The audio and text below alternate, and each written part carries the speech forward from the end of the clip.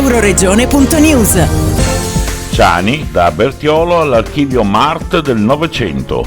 Principalmente a Trento, la donazione degli eredi presentata con grande enfasi dalla sindaca di Bertiolo Eleonora Viscardis, con Erika Ciani, figlia dell'artista, Emanuela Biancuzzi, la sua compagna, e il presidente del Consiglio regionale Pier Mauro Zanini. Qui siamo oggi per annunciare, tramite appunto una conferenza stampa, annunciare qualcosa di a mio avviso importante come sindaco di Bertiolo, che ha dato i natali a Ciani Pier Mario ed è vissuto a Bertiolo, e siamo ad annunciare che tutta la sua produzione artistica, o quasi tutta, verrà ospitata in forma permanente al Mart, che penso che tutti conoscano, che è uno dei più importanti musei di arte contemporanea d'Italia, ma possiamo dire anche d'Europa, ed è un riconoscimento molto importante questo. Ciani Pier Mario nasce nel 1951 a Bertiolo e fu un artista. È difficile dire che forma di arte perché fu un artista sicuramente all'avanguardia, antesignano di tanti precursore di tante linee artistiche, ma soprattutto di concetti d'arte legati alla comunicazione. Pensiamo che appunto classe 51, lui iniziò a operare dai suoi 20 anni in poi, e perciò siamo negli anni 70-80, e con la sua arte mise in comunicazione possiamo dire quasi il mondo. Fu quello che oggi, negli anni del terzo millennio, si fa con internet, ci si mette in contatto facilmente. Lui lo fece in epoche in cui questi mezzi non c'erano, tramite posta, tramite la radio, che in quegli anni sicuramente aveva una grossa importanza, e tramite altri mezzi di comunicazione fece passare i suoi messaggi artistici, culturali, di pensiero, assolutamente all'avanguardia. Dopo questi lunghi 16 anni, no? Perché Pier Mario è scomparso nel 2006, e subito ci siamo attivati per cercare di portare le istituzioni all'attenzione che meritava questo archivio, questo corpus di materiale eterogeneo che Pier Mario ci ha lasciato. E devo dire che all'inizio è stato abbastanza difficile trovare degli interlocutori che fossero all'altezza, cioè era difficile comprendere anche la portata del lavoro di Pier Mario, in quanto appunto, come ha detto il sindaco Viscardis, la sua arte non è facilmente classificabile, perché tra l'altro il tipo di materiale che ci ha lasciato è stato un materiale molto eterogeneo, che necessita anche di diverse figure professionali. Quindi siamo particolarmente felici che il Mart abbia accolto questa donazione, grazie naturalmente alla generosa disponibilità delle eredi, perché altrimenti tutto questo non sarebbe stato possibile.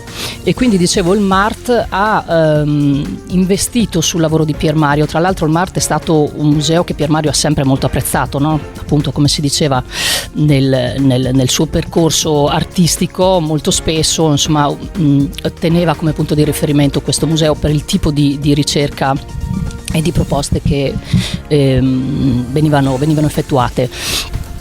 E quello che posso dire è che naturalmente questa situazione che arriva dopo 16 anni ci riempie di gioia. Siamo certi che Pier Mario continuerà a imperversare sul territorio friulano, perché tra l'altro le eredi hanno deciso che lasceranno in donazione anche a Casa Cavazzini del materiale, e quindi è possibile che ci siano ulteriori sviluppi e sinergie rispetto a questa situazione, no? In modo tale da mettere in collaborazione sia il Mart che Casa Cavazzini, quindi fare in modo che Pier Mario possa restare anche in regione, come è giusto che sia, insomma. Allora, io sono Erika Ciani, appunto, erede di Pier Mario, e parlo anche a nome di mia sorella Alice, e siamo davvero onorate di poter donare al Mart tutto l'archivio di Pier Mario, o in parte, perché come dicevano qualcosa rimarrà al comune di Bertiolo e qualcosa anche a Casa Cavazzini.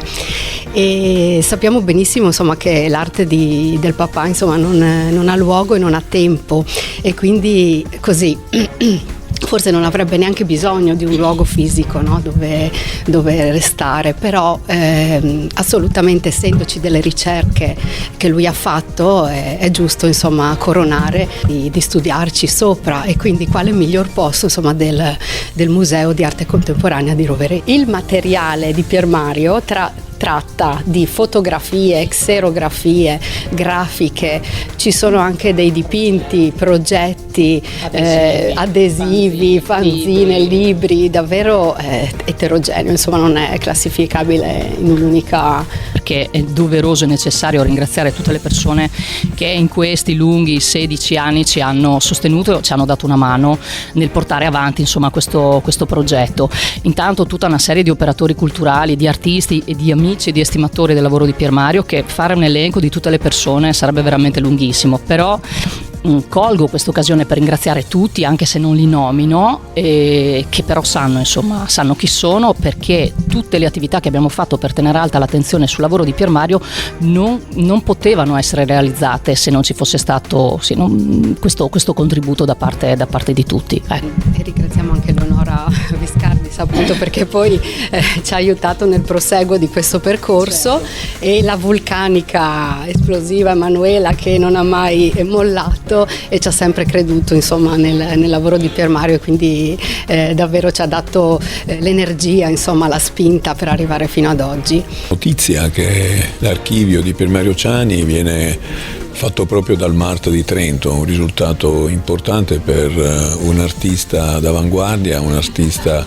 poliedrico sia dal punto di vista dell'ispirazione ma anche delle tecniche usate e delle scuole che ha percorso nel corso della sua vita. La sua collezione, che era a Bertiolo, grazie anche a un accordo con la famiglia oltre con l'amministrazione, sarà sistematizzata, archiviata, raccolta in una mostra permanente presso il Mart di Trento. È un luogo d'avanguardia, d'eccellenza per quanto riguarda l'arte contemporanea, e quindi un risultato importante di un artista importante che porta fuori dal Friuli Venezia Giulia la sua capacità, la sua ispirazione, la sua produzione, e questo sarà anche una vetrina, credo, per chi va a visitare il Mart, per poi magari vedere i luoghi che lui ha vissuto nel Medio Friuli e dove ha tratto grande ispirazione. Per Mario Ciani è una figura poliedrica, uno che si è espresso con la fotografia, con le incisioni, con le installazioni, con la grafica, con la computer grafica, con vari modi, ed è stato anche un agitatore culturale importante del secolo scorso. Quindi il Consiglio regionale non solo è orgoglioso, ma è anche sponsor, sostenitore di questa diffusione dell'arte oltre i nostri confini. Da Udine per Euroregione Marco Mascioli.